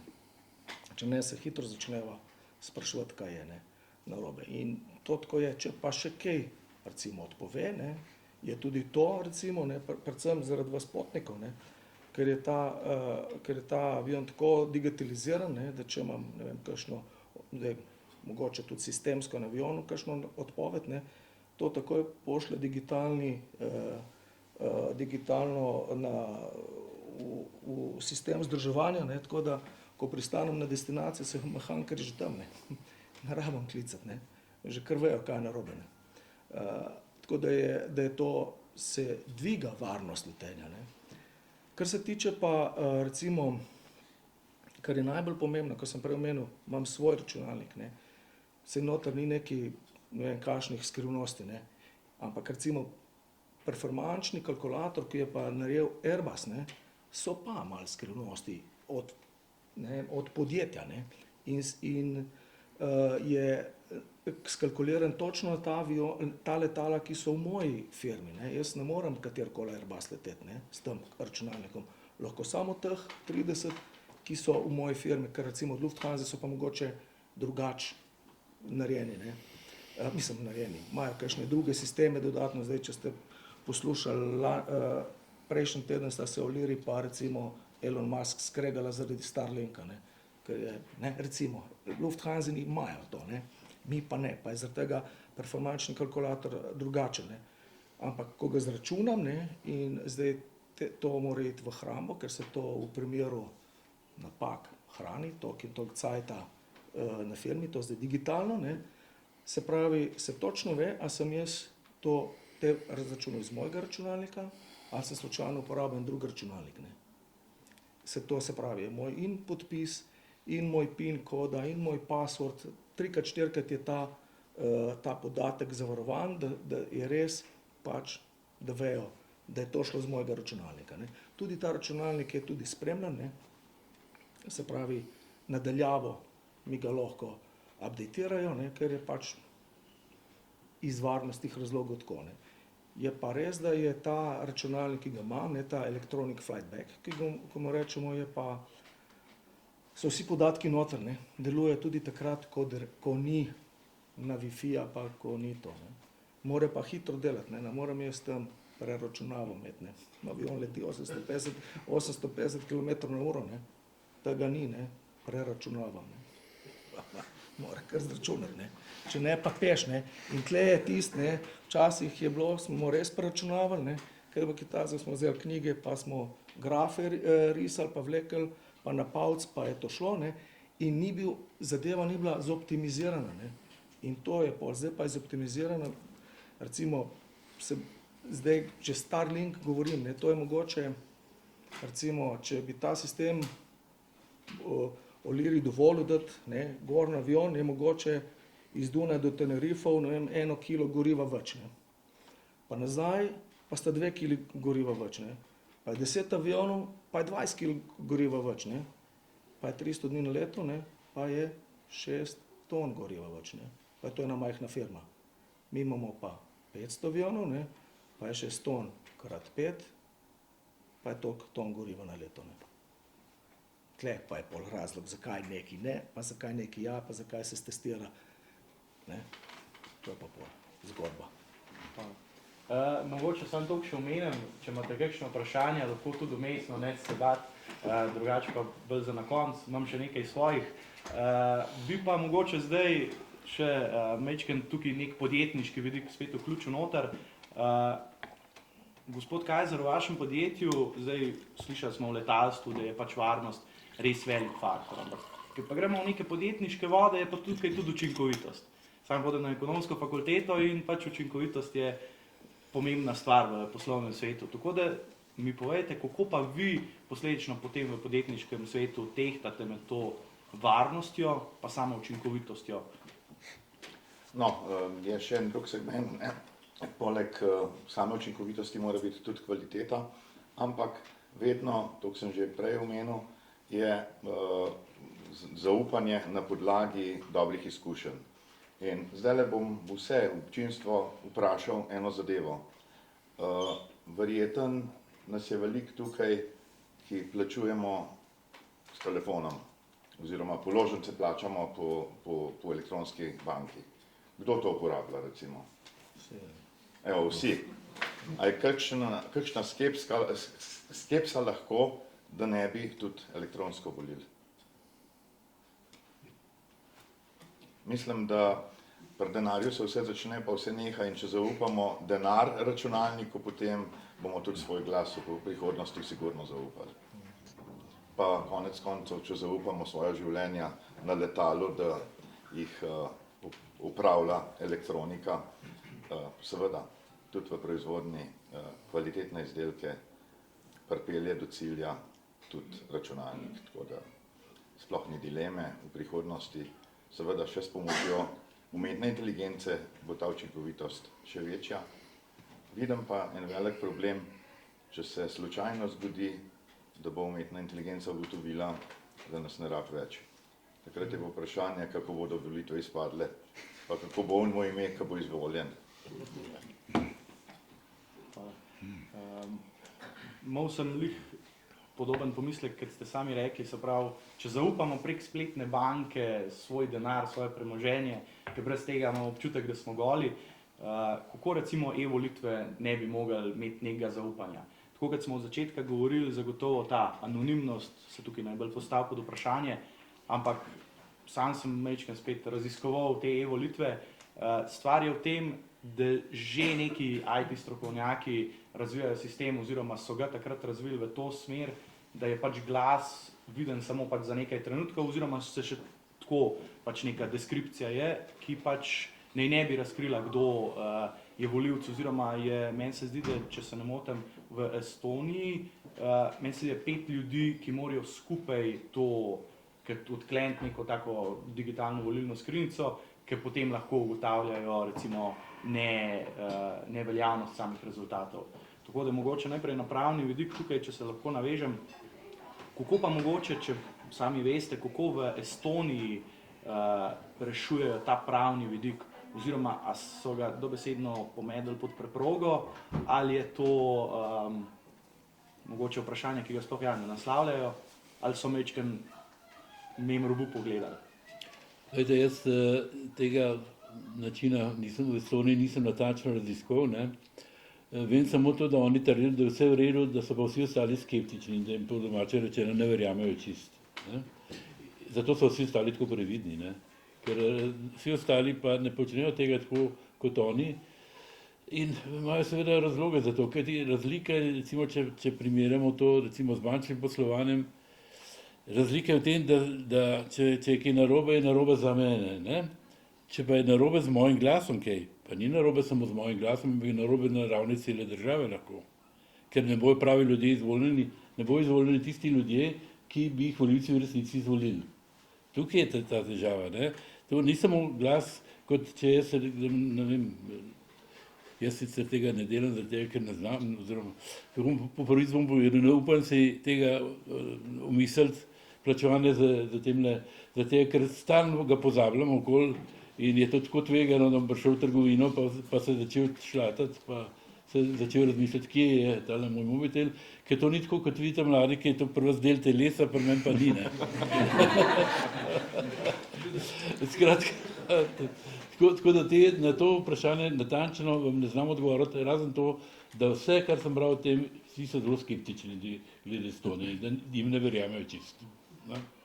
In zato Estonija ostaja že dolgo časa edina država, kjer to res prakticirajo, ne? Edina. Mogoče bi rekel svojega življenja, se tukaj navežem, nedolgo nazaj sem govoril z lastnikom električnega avta, bi tudi rekel tukaj, zdaj ne vem, kakšnega mnenja ste, ampak veliko ljudi skeptičnih, se pravi, doseg, kapaciteta baterije pade, ampak on, ki je pač lastnik tega, je rekel, da boljš ne bi mogel narediti, doma ima še sončno elektrarno, bi rekel, stroški napajanja so nični in je res rekel, dokler ne sprobaš na svoji koži, težko pač to obsojaš oziroma neke cilje z tega ven vlečeš. Tako da, kar se tiče Estonije, mogoče mene samo to skrbi, da samo zato, ker nas je preveč strah, da puščamo to možnost te volitev zadaj. Se popolnoma strinjam, da začnemo z nekimi pilotnimi zadevami, ampak ta strah nepoznanja oziroma, ker samo gledamo na zunaj, nas po mojem malo nazaj drži. Tako da mogoče zdaj zate vprašanje, David, kakšno je pa po tvojem mnenju smiselno digitalizirati demokracijo, preden pač to postane nek tvegan eksperiment mogoče? Ta je pa dobro vprašanje. Okay, jaz vidim zelo veliko vrednost v tem, da se marsikaj digitalizira, bil pa ful bolj, tudi kot šolnik se mi zdi, pa vem, da so to otroci, pa da smo odrasli nekaj drugega, ampak ta eksperiment tudi v nordijskih državah, in sploh tehnologija v šolah, to se je izkazalo, da je brez veze, na Finskem umikajo tehnologijo ven iz šol. Ne dela, otroci izgubljajo stik z realnostjo, zmanjšajo se socialni stiki, tudi verjetno imamo zaradi tega toliko teh attention deficit disorderjev, teh ADHD, ki je v bistvu senzorična motnja, zaradi tega, ker je oko bilo soočeno z zelo hitro premikajočimi se sličicami pred 5 letom starosti. Ne. Se pravi, če ti otroku daješ pred 5 letom starosti telefon za gledati ekrane, zelo velika verjetnost je, da ga bo preobremenil in zelo težko bo sprejemal več senzoričnih dražljajev hkrati. In se mi zdi, da tukaj bi bilo podobno, da bi jaz to šel počasi tudi z digitalnim. Predvsem bi jaz več pozornosti rad dal, da je ta digitalni svet podpora samemu izražanju glasu iz sebe. Mogoče ste dali dobro kost zaglodati. Kaj, če umetna inteligenca v bistvu ni več umetna, ker ne da se več ločiti od naše inteligence. Se ni nič takega, v bistvu je to zanimiva stvar, ker smo, kada bi ustvarili nekaj novega, kar ne razumemo čisto točno, kako deluje in tudi ne vemo, kaj če bojo šli eden izmed njih kandidirati na volitve. Kaj se v tem primeru potem lahko en izmed njih spomni. Ne? Tehnologija nam je vedno služila. Tudi telefon mora vedno biti orodje, ne pa del telesa. In se mi zdi bolj vredno, ker to smo mogoče prehitro šli že sam s telefoni. Smo verjetno zafrkali in smo otrokom prehitro dali telefone, ker nismo bili pozorni na to, da s tem oni, da jim pa nismo privzgojili plesa, recimo. Se ful trudim na šoli, da 9. zdaj učim plesati. In pa če z tega nisem dobil, ko sem bil mlajši, pa to je bilo 2010, 2012, naučili so te tiste plesne korake in to je bilo to. Niso te naučili slišati ritma, pa reči, ko bo slišal 1, 2, 3, 1, 2, 3, greš valček. Pa te naučijo to, da lahko samo zibaš. Ne? Moraš iti počasi, pa ga moraš naučiti, zakaj se ti sploh učiš plesnih korakov. In se mi zdi, da bi tle več škode naredili, če bi forsirali to digitalno, samo zato, da pridemo do tega digitalnega, ne pa upoštevali, da je to lahko samo podporni element. Ker jaz bi v trenutku, ko bo digitalnost začela ogrožati našo suverenost, tudi kot posameznikov, še preden smo kot posamezniki na neki stopni razvoja, kjer bi lahko rekli, ok, zdaj smo pa pripravljeni predati to suverenost na neko inštanco, ki toliko zaupamo, da bo za nas naredila dobro. Jaz bi samo do te točke bi počakal, dokler jaz nisem zihar, ne bi rad predal te suverenosti. Do takrat bi pa rad, da me dopolnjuje, ampak bi jo rad imel na distanci, ker recimo kalkulator je bil zelo podobno v zgodovini. Ne? Tam so mislili, vsi, ki so uporabljali kalkulator, za tisti znanstveniki so jim rekli, ti si budalo, zaradi tega, ker ne znaš računati na pamet. In so se ful ustrašili in so bili bali so se, da bodo izgubili suverenost. Ampak v bistvu v filozofiji se temu reče odlaganje v okolje. Mi smo ves ta imenik, vse te telefonske številke, ki smo jih včasih znali na pamet ali pa imeli v bistvu v možganih, zdaj odlagamo v okolje, ker je preveč. In se širimo in rastemo kot družba, postajamo multiplanetarni počasi in je normalno, da del suverenosti odlagamo. Samo tukaj bi jaz bil zelo skeptičen, v kakšni meri, drugače pa jaz sem overall zelo za razvoj. Mi je res všeč, da se premikamo v tej smeri, mi je pa zelo všeč, da smo lahko kritični do tega, ker nam je vseeno interes, da zadržimo ta nek element. Tako da jaz bi rekel, da dokler nam je cilj suverenost, pa tudi naučiti mladino, pa tudi ljudi izraziti svojo voljo prvo, šele potem, a se to naredi digitalno ali analogno, se mi zdi najbolj vredno to kot podporni element, tudi širšemu stremljenju potem, da bodo ljudje bolj izobraženi in bolj svobodno delali svoje odločitve. Hvala. Mogoče ena taka, Zdaj, ko se veliko v Estoniji pogovarjamo pa vsem tem v primerjavi z volitvami, ne glede na čas, koliko časa oni že to imajo, še danes vedno pa nek velja, da zadnji glasom velja. Ne? Oni imajo še vedno imajo možnost e-glasovati in fizično glasovati. In tisti glas, ki je zadnji oddan, je veljaven. Še vedno, ne glede na ves pretečen čas, imajo še zmer neko osebno varovalko oseba, ne, da še zmer se ti lahko v tistem volilnem času premisliš ali kakorkoli. Ne? In zadnji tvoj oddan glas recimo velja. Nekaj tasga, s tem bi lahko stremil pa nama v tej smeri, kot je na varovalka. Če se ne motim, meni se zdi, da je fizično oddan glas še, bi rekel, višja inštanca v tem primeru, tako da tisti glas uživo oddan, tako, če hodite na volitve, bo še zmer tisto obveljal, tudi če bi, ne vem, mogoče varnostno bilo pod vprašanje. Ja, mogoče ena neumestna, no, jaz sem imel v osnovni šoli plesne, tako da moram reči, da so res fajna stvar. Bi pa mogoče sam na varnost šel. Tamle gospod kolega Debeljak mi je prej omenil en izraz redundance. Pa se mi zdi, da je to nekaj, kot, mislim, če bi lahko samo razložil, ker imam po mojem eno vprašanje direkt naprej. Redundanca je tako, da je vsak sistem, ne, recimo navigacijski sistem, ne, ima 6 računalnikov. Ne. Tudi če en od odpove, ne, pol drug zagrab. Ne. To je redundanca, da imaš za hidravlični sistemi so trije. Ne. Sicer so popolnoma ločeni, ampak če en odpove, ne, pol drug prevzame del obremenitve. Ne vsega, ampak nekaj tako, to so te redundance, da imaš za en in isti več sistemov različnih, ki operirajo individualno drug od drugega. Če ne en, pa drug zgrab. Zakaj pa je recimo pomembno v tem primeru, da je teh varnostnih sistemov več? Recimo pri vas v letalstvu, to bi posledično lahko aplicirali tudi v, bi rekel, e-volilne sisteme. Ja, zdaj, zato so tu dva pilota. Ne. Včasih je bilo pravilo, ne, da dva pilota skupaj, če se šteje starosti, ne sme biti več kot 100 let. Ne. Jaz zdaj že počas z mladimi piloti letim. Ja.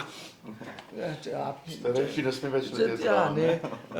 To je ena redundanca, pa tudi konča se enkrat, ne, ta pilotska zgodba. Zdaj sicer, ne vem, zdaj, hvala Bogu, v Evropi so zdaj spustili dol na 65 let, ne, drugače so hoteli do 67 leta, da bomo kar leteli, ne, kar pač še ni. Ne.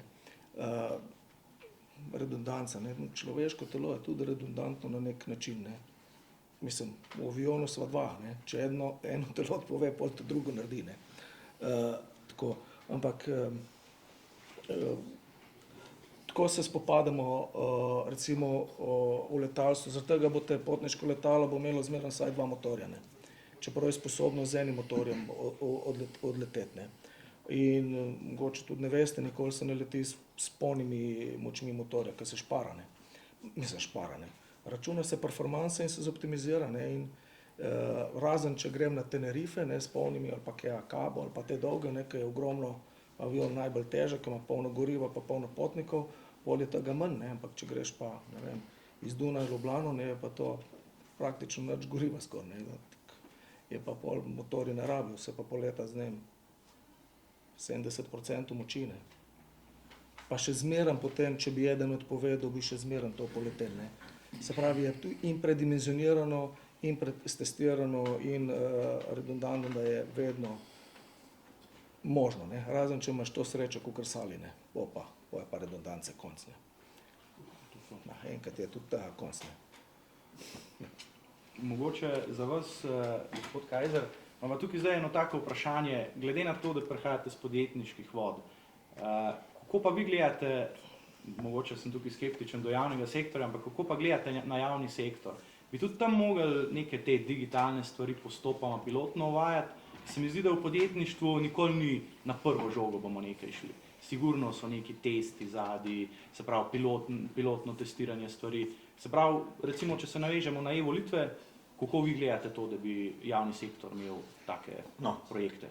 Testi se vedno delajo na tistih projektih, kjer se ne more zgoditi neka usodna ali pa preživetvena škoda. Zdaj, kaj javni sektor počne z testi, jaz ne morem soditi, ampak če rečemo, da smo del poizkusa javnega sektorja v zadnjih 4 letih bili tudi mi deležni, vsi državljani te države, potem se lahko zavedamo, da marsikaj ni bilo niti stestirano, niti dobro premišljeno. Tako da se mi zdi, da bi bilo treba marsikakšno znanje iz podjetništva, iz aviacije, verjetno tudi iz filozofije, predvsem pa iz zgodovine, ker civilizacija se je že morjakrat razvila, pa tudi propadla in marsikakšna država pa cesarstvo pa tudi. Ne. Tako da vse to je treba pri razvoju pa napredku res modro upoštevati. Imam mogoče zdaj tako še neko zaključno vprašanje za vse vas. Glede na to, da smo tukaj na nekem omizju, ki diskutiramo, se pravi, o digitalizaciji Slovenije, o potencialnih e-volitvah v prihodnosti, kako pa vi, se pravi, tukaj smo zdaj neko omizje sklenili, kakšni so pa za vas neki minimalni pogoji, da bi začeli res to razpravo o e-volitvah? Bi rekel, vrstni red niti ni pomemben, tako da kdor ima prvi najboljši odgovor, pa pojem, če se dopolnjujete. No? Ta prvi odgovor je vedno najboljši, zato ker pol jih je treba dopolnjevati. Ne? Tako da je to verjetno tudi priložnost, pa let je treba na en način prebiti. Razpravo smo že danes začeli. Če bomo prišli do točke, ko bomo lahko soodločali o tej deželi, mislim, da jo bomo lahko nadaljevali. Tako da je na vseh vas, da se to začne dogajati. Se strinjam. Mi smo že malo pozni, ne? Ampak mogoče recimo zdaj, mi se pogovarjamo o svetli prihodnosti, ne? In ne volitve so sam en del te, ne? Vsej tudi kogarkoli bo te vprašal, ne, bo vsi rekli za državo zmeraj boljša prihodnost, ne. Ne bom malo predrznem, pa vam dam eno lekcijo iz letalske navigacije, ne. Če želite vedeti, kam greste, ne, morate najprej vedeti, ki ste. Če pa želiš vedeti, ki si, moraš pa vedeti, ki si prišel, ne. To je, potegneš premico, pa vemo, kam bomo šli. In mislim, da v tej trenutki, ne, se moramo, v tem trenutku, ne, če se mi moramo malo tudi, kje smo prišli, ne, pa kaj smo tam dosegli, ne, kaj od tega imamo tukaj, pa mi lahko začrtamo, nam je ta prihodnost všeč, ali moramo pa premakniti, ne. Sam tako gre naprej, ne. Jaz bi pa dopolnil, mogoče tudi iz aviacije, ki mi je všeč ena primerjava. Če hočeš iti, se pravi, če računaš, da ti veter vedno piha z desne, ne, pa če boš šel točno tja, kamor ti želiš, boš bolj levo prišel, ne, mislim, boš zgrešil cilj, ne. Če veter piha vate, če časi niso, ali pa če te je strah, je vedno fajn iti malo bolj, se pravi, v smeri proti vetru, v smislu soočati se s svojimi strahovi, da računaš, da boš prišel tja, kamor si želiš. Tako da podpiram, tole je krasno, odpiranje teh tem, res, da se govori o tem, da se je že prisotno, ampak kar še, da se ustraja pri tem, da se forsira, ker potem na eni točki bo to, pa se to je samoumevno, mislim, je fajn, da se spomnil, da nek čas pa ni bilo samoumevno in da je bilo treba odpirati teme. Hvala. Ja, jaz se moram strinjati s tem, da se to odpre, te debate, drugače ne bi niti prišel, če se mi ne prihodil. Kajti poskusi so bili, zdaj se ne spomnim točno, da je res takrat, ko sem tistem času, ko smo pisali te elaborate, so bili v to smer, nekateri so bili zagnani, nekateri od ministrov za javno upravo so to smer bili zelo, ampak potem se je pa vse to potihnilo in jim je prav, da se to dogaja. Kajti vse skupaj se razvija naprej in to, ko jaz rečem, da se mi zdi, da še niso pogoji za to dani, ne pomeni, da ne bodo v prihodnosti, ne? Ker razvoj je, ne? Ampak se pravim, jaz zelo bom praktično rekel, če mi nekdo lahko avtoritativno zagotovi, ki se spozna na računalništvo, da so ti strahovi, o katerih govorim, irealni, se bom jaz omaknil, ker se na to ne spoznam. Ampak to so tisti pogoji, ki morajo biti izpolnjeni. Če so, jaz sem za. Mislim pa, da še niso, ampak nedvomno pa tudi bodo. Je pa res, da več zaleteti se povzroči nek učink, ne, ki pravi, da ni znanstven, ampak jaz rečem temu teorija nihala, pa če vsi skupaj pomislimo malo v življenju, pa kaj se dogaja, bomo videli, da je to res. Če v eno smer preveč pritiskaš, bo nihalo posekalo nazaj. In to je slab način, slab način planiranja prihodnosti. Treba je, to je tako kot, gledajte, so obdobja zgodovinska, kot so bila revolucija nujna. Revolucija zmeri pa nese zelo veliko slabega. Ravno za tega, ker je, ampak največkrat so za tega, ker je nihalo šlo preveč v eno smer in je zato sekalo v drugo smer. Zato hočem reči, da ne pretiravamo s tem, ampak je pa treba o tem razmišljati, ne nehati o tem razmišljati, razmišljati o tem, kaj je možno. Možno je pa verjetno, glede na to, da je razvoj neprestanen in če je dalje hitrejši, možno je pa najbrž če dalje več. Kar pomeni, da je treba v prihodnosti, po mojem mnenju, to debato vzdrževati, ne opustiti. Ne? In to seveda ste vi mladi tisti, ki morate tako debato spodbujati. Ne? Zato mi je bilo všeč, no, tale vaša ideja, ki ste me povabili. Hvala. Hvala tudi vam. Tukaj bi res sam rekel, zdi se mi, da s to okroglo mizo, ki smo jo tukaj izvedeli, res vlečemo neke usporednice oziroma nek pogled v prihodnost dajemo, da, tako kot sem že rekel, da ni vprašanje, a bojo ali ne, ampak kdaj bojo. Bil sem tudi gost na eni okrogli mizi, kjer se je govorilo od umetne inteligence. In se pravi, strokovnjak je tam razlagal te umetne inteligence, je rekel, umetna inteligenca je, ampak mi pojma nimamo, koliko je ta stvar močna. Tako da bi rekel, ta minimalni pogoj za, bi rekel, e-volitve, ki sem ga dal kot vprašanje, bi pa rekel, z moje strani je dialog. Dokler pač ustvarjamo nek dialog, dokler se pogovarjamo, iščemo skupaj neke rešitve, se mi zdi, da je tukaj zagotovljen nek uspeh. Tako da mogoče povabim še vas, dragi gosti, če imate kakšno vprašanje, da tudi še odpremo kakšen dialog, kakšno neodprto stvar. Če pa tega ni, pa gospod Lotrič, mogoče za zaključno misel, drugače pa najlepša hvala. Jaz mislim, da si zaslužil najprej en krasen aplavz.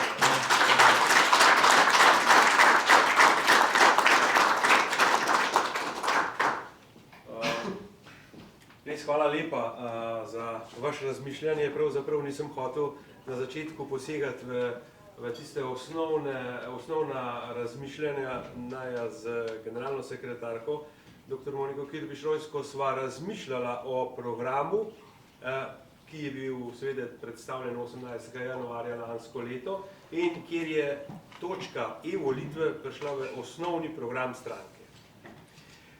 Poglejte, povabila sva seveda predhodno tudi strokovnjake z področja računalništva, ali je to pravzaprav izvedljivo in na kakšen način. Ni enoznačnega odgovora, na kakšen način se izvede, vendar so zagotovili, da se da anonimnost doseči. Jaz sem vas pozorno poslušal, kaj je. Seveda plačamo in banka točno mora vedeti, kdo je to plačal. In v tem primeru je to lažje. Zdaj pa, zakaj smo začeli razmišljati o e-volitvah, tako kot je lepo gospod Kajzer povedal, nekaj mora biti, en razlog za to mora obstajati. Od prvih volitev pa do danes se je v Sloveniji ukinilo preko 1000 volišč. Recimo na Štajerskem imajo izredne velike težave s tem, ker ljudje morajo hoditi na volišča po 30 km daleč. A je zdaj to namenjeno bolj mladim ali je to namenjeno bolj starejšim? Mislim, da je odgovor sam po sebi dan. Vsem ljudem mora biti namenjena te volitve. In te volitve morajo biti narejene na način, ki bodo tudi neveščim zelo enostavno odločale potem anonimno izbrati tipko, za koga želim voliti. No, to je. In zdaj pa, kako pa stopiti naprej, zato, da ne naredimo problema. Jaz se najbolj bojim v tem času, ki je bil v teh 3 letih, odkar sem v politiki, da se sprejema nekaj brez strokovnih analiz, brez pravne podlage, največkrat pride do veta ali ustavne presoje, ravno takrat, ko manjka, ali pa ko reče zakonodajna pravna služba v državnem zboru, sami rečejo svojim, to ni v redu, ampak povozijo. Fakultete, inštituti nas vabijo, gledajte, sprejema se zakon, nismo bili nič vključeni. No, zato je, pa če je to prva taka okrogla miza, seveda zato, ker smo bili tudi prvi predlagatelji, se mi zdi, da je krasen napredek. In kako pa začeti potem v realnosti, evo, to se je tudi pokazalo, da razmišljajo, grejo podobno. Zakaj ne bi uvedli recimo elektronsko omnijo volišče? Kdor bi želel, se naprej napove na začetku, jaz bi želel voliti elektronsko, dobim, zato so računalničarji povedali, dobim nek e-žeton, ne vem kako to izgleda, vendar e-žeton, in ta žeton bo pa mojo anonimnost zagotavljal potem pri glasovanju. Ampak ta odprtje je pa zelo pomembno, da to ni odprto cel teden, niti ne cel dan, ampak v enem momentu je, recimo v eni uri ali pa uri, pa ne vem, to bojo povedali strokovnjaki, je samo odprt pas, v katerem jaz lahko volim. To je pa zaradi tega, da ne morajo nekako upariti te zadeve, recimo še zraven glasove. Tako da se to da, ampak recimo za začetek vnaprej napovem, jaz bi rad glasoval elektronsko. Seveda so pa vsi drugi predlogi, tudi ki so bili tukaj povedani, zelo v redu. Združenje menedžer že vrsto let glasujemo o predsedniku v upravnem odboru, glasujemo elektronsko. Zakaj? Predvsem zato, kar ste vi povedali. Zaradi tega, ker zaupamo ljudem, ki izvajajo te volitve. In se mi zdi, da je to res ključno.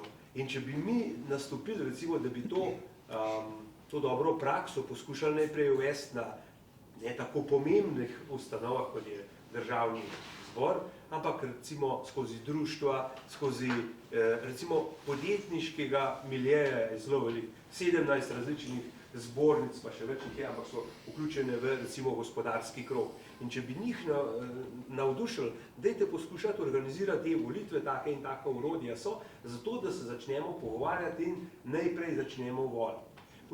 Volitve v državni svet so sestavljene, jaz mislim, da kar nekaj od tega že poteka na elektronski način. A veste na kakšen način? Ko elektor, se pravi, najprej so kandidati in te kandidate potrdi upravni odbor, in potem grejo šele na volitve do elektorjev.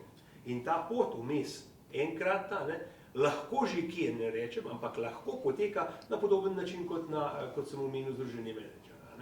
Tako da na teh segmentih interesnih skupin delodajalcev se to gre, pa imamo potem še 4 druge interesne skupine, bi lahko tudi testirali. Mislim, da bi bilo prvo testiranje veliko lažje za državni svet, kot pa za državni zbor uvesti. Manj škode lahko naredimo, to bi tako rekel. Ali pa recimo ob ustanovitvi pokrajin, profesor Grad, hvala lepa za vaše sodelovanje v tem projektu, imate vso volilno zakonodajo pripravljeno, ste takrat rekel, tudi za državni svet, oziroma za pokrajine, tako da viš s svojimi sotrpini pravniki ste to zadevo pripravili, mi smo se večkrat pogovarjali, pokrajine so čisto druga zadeva, s tem ne mislim zdaj res ne ukvarjati, ampak torej je pa eno zadevo, predčasno glasovanje, s tem bom pa tudi počas zaključil, predčasno glasovanje prinaša prednosti, lahko pridemo na volitve, stranke same po sebi lahko mečken agitirajo takrat, volivce vozijo, ker je takrat dovoljen. V predčasnem obdobju je dovoljen, se pravi, aktivnost nagovarjanja. Ampak, veste, kaj se je pokazalo? A je to res, a ne, presodite sami. Po televiziji smo videli glasovanje na gospodarskem razstavišču, a ne kako ljudje glasujejo. In jaz sem to si ogledal in sem videl, da glasujejo zdaj eden listek vrgel, a ne pa potem je za njemu mar biti takoj še eden, potem pa kar nekaj časa ni bilo nobenega. Ampak če pa mi seštejemo vse glasove, kolikor so se tam motali na tem volišču, pa seštejemo ure ali pa delimo z uram, kar je bil odprt ta volišče, pa ugotovimo, da bi mogel na tokle sekunde eden vršiti listično. Ampak to je bilo pred 4 leti. In je teoretično nemogoče, pravijo strokovnjaki, ki jih lahko beremo tukaj. Se vprašamo, kaj pa je zdaj to? Zato hvala lepa vsem tistim, ki ste pripravljeni iti na volišča in biti v volilnih komisijah. Sicer se je ta rok zaključil, ampak mislim, da smo uspeli prijaviti okrog 4000 ljudi iz našega trojčka, ki bodo pač sodelovali na volitvah. V začetku je bilo to tako, veste, da je bila volilna komisija in mi smo sedeli v takole za mizo, tudi sam sem bil enkrat tega. In potem je prišlo zvečer, zdaj bomo pa šteli. In so kar lepo rekli, zdaj vas pa ne rabimo več, zdaj pa vi lahko greste kar, da mi bomo še tole pošteli. Ja, zato moramo res ozavestiti pomen volitev. In jaz jih ne bi dal nobeni varnostni službi čuvati te predčasne, sprav glasovanje na predčasnih volitvah, kaj se dogaja, varujejo jih varnostniki. Varnostniki mestnega redarstva, državne volilne komisije, ki jih najema, nobene garancije ni, da se kakšna škatla ne zamenja. Vse to so realno. A ste spremljali zadnje volitve, kako sta se dve stranki tik pred koncem zamenjali?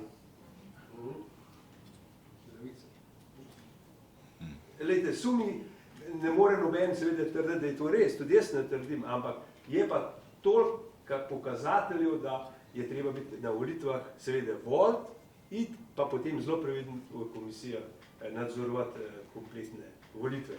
S tem bi jaz sam zaključil še enkrat, res hvala lepa ekstremno dobrim gostom. Nejc, hvala lepa za tvoj trud.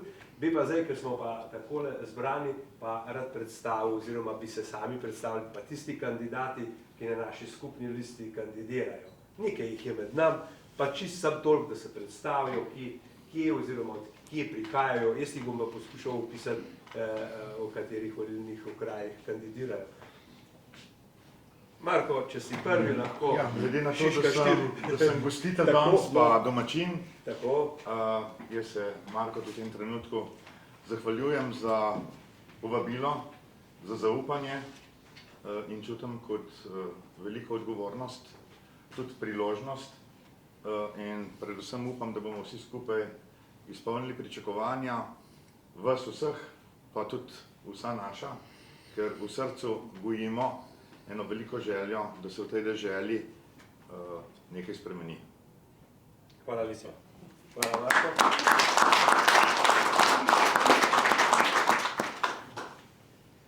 David? Mene poznate, David Tomažin, sem pa na Vič Rudnik 2, tudi v Ljubljani, kolega sicer iz Nove Slovenije, ampak se veselim, ne vem, če je kdo tukaj iz tistega okoliša, tam pri Orlah, pa pri Lavrici verjetno, ne. Se pa že, Na drugem koncu, ali kako? to je v bistvu južni del Ljubljane. Vas vse vabim na volitve, pa k podpori vašim kandidatom. No. Jaz upam, da bomo lahko pomagali, kolikor bomo lahko, tudi z Nejcem se poznamo. Lahko bo pa tole kar naporno, no. Kar pričakujte kakšne, tako na splošno, kakšne napade, ampak bomo zdržali. Hvala. Na vsak način, bravo. Tudi naš moderator okrogle mize se je izkoražil in kandidira v Kranju 1. En lep pozdrav vsem skupaj. Po mojem predstavu sem se že Nejc Javric, kandidiram v volilnem okraju Kranj 1. Trenutno imam res velik zagon, veliko upanja v vse skupaj, da bo uspel. Tudi verjamem v to, da bo uspel z vso podporo in so kandidatov in vseh ostalih članov vseh treh strank, tako da jaz računam na zmago in bomo videli 22. marca, kakšen bo rezultat. Hvala. Seveda tudi, da te spolne kvote so tako prijazne, ali več ko nas je bolj vseval Martina Žahar, pa na Jesenicah kandidira. Ja, dober večer vsem. Prihajam iz Škofje Loke, 37 let pa sem bila zaposlena na upravni enoti Škofja Loka, sicer prej še na Sisi, občina in tako naprej. Imamo pa tudi, doma imamo pa firmo od leta 91, ki pa svojo leta 21 predala sinu. Tako da zdaj sem pa jaz upokojenka in skrbim za vnučke. Bravo.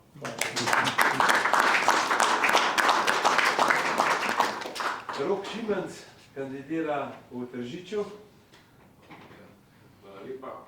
Ja, moja prioriteta pri samih volitvah oziroma pri samem programu sta gotovo gospodarstvo, podjetništvo in pa regionalni razvoj. To delam praktično vse življenje, več kot 30 let na teh dveh področjih. Mislim, da podpora gospodarstvu je ključna, ne nazadnje brez dobrega, trdnega gospodarstva, ni trdne države, ni trdne socialne države in pa brez skladnega regionalnega razvoja ni razvoja celotne Slovenije, pomembnega razvoja in ne smemo več dovoliti tako močnega pritiska na sam center države v Ljubljano, ker tudi Ljubljana ne bo več držala tega pritiska. Nenazadnje 140.000 ljudi se vsak dan vozi v Ljubljano v službo, kar pač ni v redu, hkrati se pa določeni predeli Slovenije počasneje razvijajo, kot bi se morali in mislim, da moramo prav v tem skladnem regionalnem razvoju Slovenije narediti v naslednjem mandatu odločilne korake.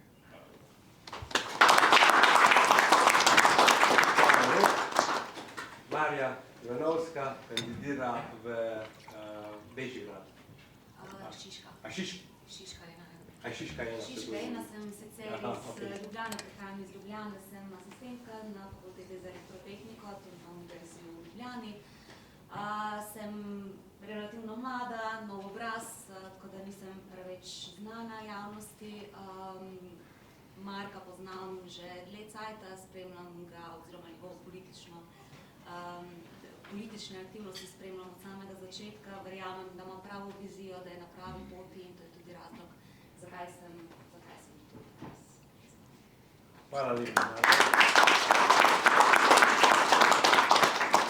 Zdaj pa ne vem, ne poznam ostalih, ali mogoče še kdo kandidat? na volitvah ni od ostalih, tako da smo zajeli vse. Tako da, Marko, glede na to, da si gostitelj današnjega večera, jaz ti za zaključek seveda predajam besedo, predtem pa samo še lepo si Rok tukaj povedal, kaj fokus prinaša v ta trojček. Se mi zdi, da je prav, da razumemo, da je nekako usmeritev jasna, to je gospodarstvo, to je regionalni razvoj, to izvira iz moje pozicije in pozicije generalne sekretarke, dodajamo demografijo, dodajamo skrb za ranljive skupine, zato imamo kar dve kandidatki, ki upravljata tudi poklicno to dejavnost, in pa ena izmed tem bi bila pa današnja. Zdaj pa res, Marko, izvoli. Nič, takole po tako izčrpni debati o temi, ki se nas je dotaknila, sploh ne vem, kaj naj vam povem, misli mi bežijo eno, drugo, tretjo smer, predvsem zadnjih 14 dni, odkar se počutim v tej novi vlogi, po 41 letih pa pol dela, zasluženem penzionu, ki ga že zdaj dobivam in bi človek rekel, čas je, da se umiriš, ampak v teh zadnjih 14 dneh se ponovno počutim živega, mladega, malo drugačnega, skoraj tako, kot bi se na nov zaljubil, ampak ker sem srečen z ženo, ki ste jo spoznali, pa je morala iti, ima neke obveznosti oziroma težave z očetom, ampak upam, da se vse srečno končalo. In se mi te trenutki res dogajajo tako intenzivno, jih lepo doživljam in od vseh dobivam samo pohvale, spodbude, tako da tisto, kar si ti, David, omenil, da naj pričakujemo kakšne udarce, trebušne mišice so pripravljene in mislim, da jih bom junaško sprejel, če bo to potrebno, drugače se pa veselim vsa ta 2 meseca sodelovanja, pa pobud, pa tudi od marskoga kakšne ta prave pomoči pa podpore. Tako da hvala vam.